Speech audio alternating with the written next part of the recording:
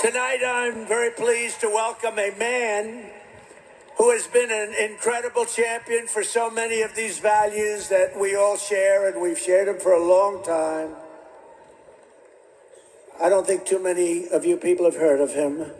He's very low-key. He's a very low-key person, but he's highly respected. He is a great person. I've known him for so long. For the past 16 months, Robert F. Kennedy Jr.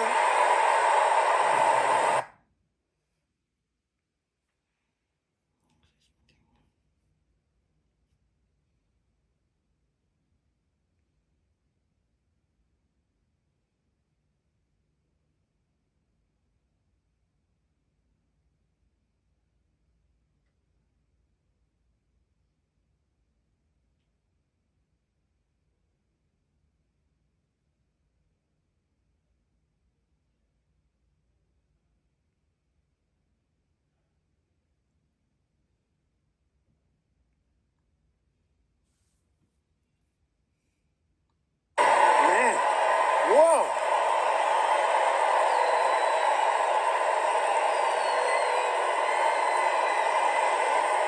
And he deserves it. He deserves it.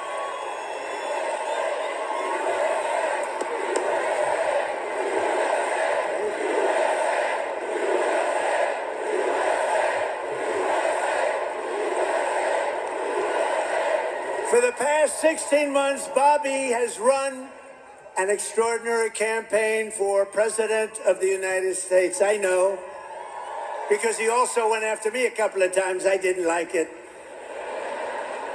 And I mean this sincerely. Had he been allowed to enter the Democrat primary, he would have easily beaten Joe Biden, but they wouldn't let him in. They put up rules. I've never seen rules like you had to have 65% of the vote in order to run, little things like that. His candidacy has inspired millions and millions of Americans, raised critical issues that have been too long ignored in this country, and brought together people from across the political spectrum in a positive campaign grounded in the American values of his father, Robert Kennedy, a great man, and his uncle, President John F. Kennedy. And I know that they are looking down right now, and they are very, very proud of Bobby. I'm proud of Bobby. You want to know the truth?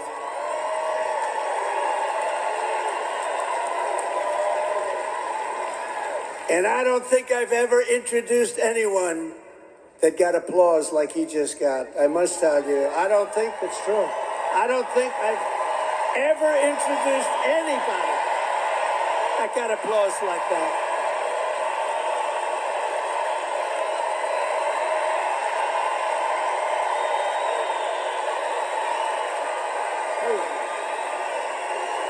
Amazing. It's true.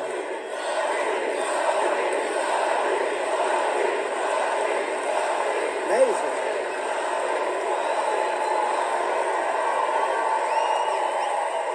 Soon after I can't even believe I have to say this, nearly assassinated in Pennsylvania last month, Bobby called me to express his best wishes. He knows firsthand the risks incurred by leaders who stand up to the corrupt political establishment. When you stand up, you bring on some trouble for yourself, but you have to do what's right. You have to do what's right for the country. I will tell you, we are both in this to do what's right for the country. That's one thing I can tell you. He lost his father and uncle in service to our country, and Bobby himself was subject to repeated threats to his safety during the course of his campaign while being denied protection by the Harris-Biden administration.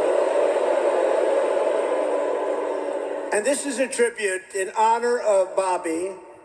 I am announcing tonight that upon my election, I will establish a new independent Presidential Commission on Assassination Attempts.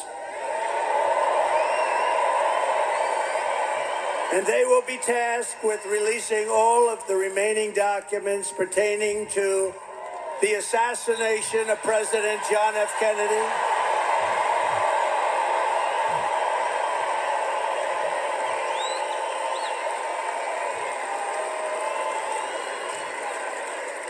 and they will also conduct a rigorous review of the attack last month. But I tell you, I have never had more people ask me, please, sir, release the documents on the Kennedy assassination. And we're going to do that. And I also want to salute Bobby's decades of work as an advocate for the health of our families and our children. Nobody's done more. Millions and millions of Americans who want clean air, clean water, and a healthy nation have concerns about toxins in our environment and pesticides in our food.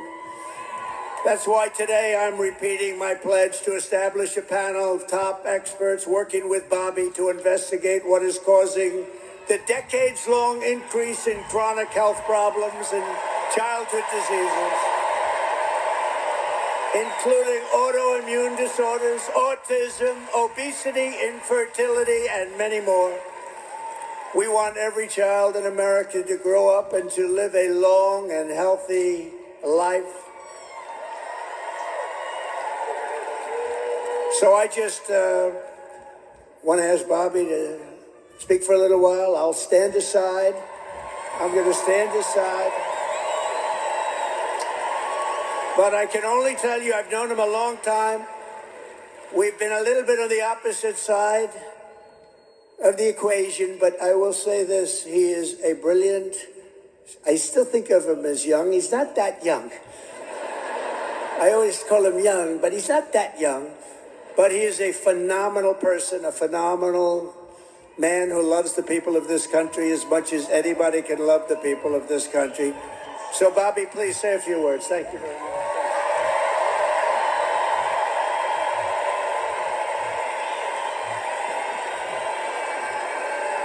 Thank you. Thank you, President Trump.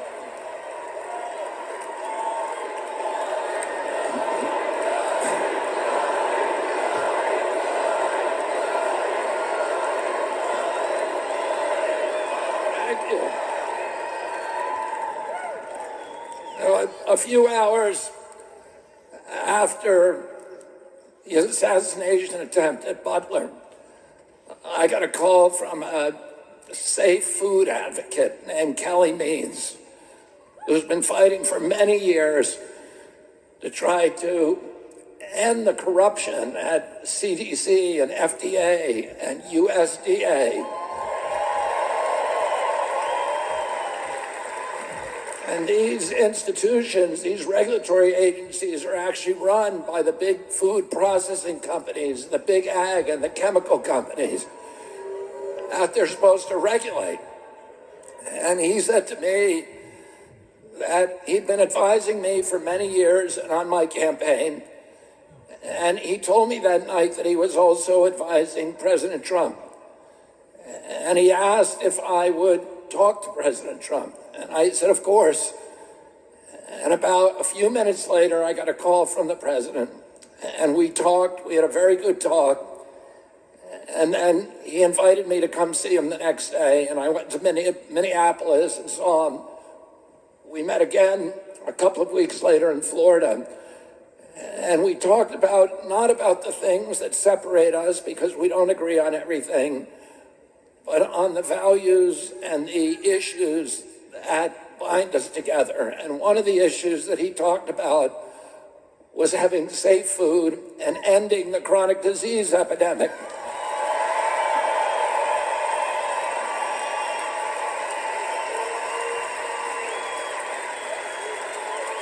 Our children are now the unhealthiest, sickest children in the world. Don't you want healthy children? And don't you want the chemicals out of our food? And don't you want the regulatory agencies to be free from corporate corruption? And that's what President Trump told me that he wanted. He also told me And he wanted to end the grip of the neocons on U.S. foreign policy.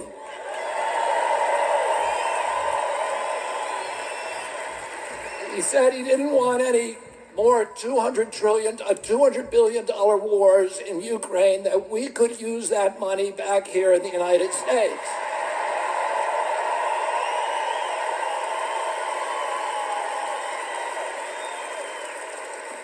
And the best way to build a safe America is to rebuild our industrial base and rebuild the middle class in this country. And don't you want a president who's going to get us out of the wars and who's going to rebuild the middle class in this country?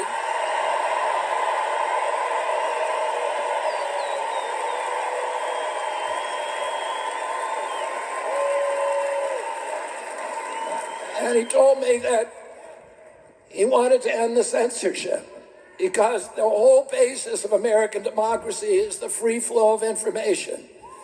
And we know that a government that can silence its opponents has license for any kind of atrocity.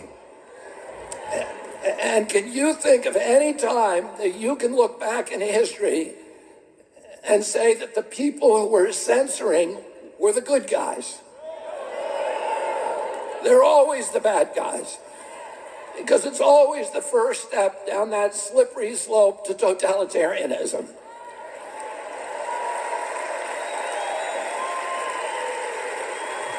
And don't you want a president who's going to protect America's freedoms?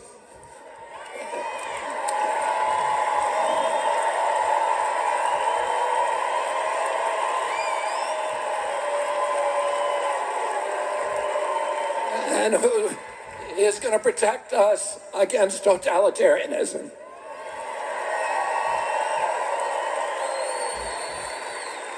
And I want to ask you again, don't you want a safe environment for your children? Don't you want to know that the food that you're feeding them is not filled with chemicals that are going to give them cancer and chronic disease? And don't you want a president that's going to make America healthy again?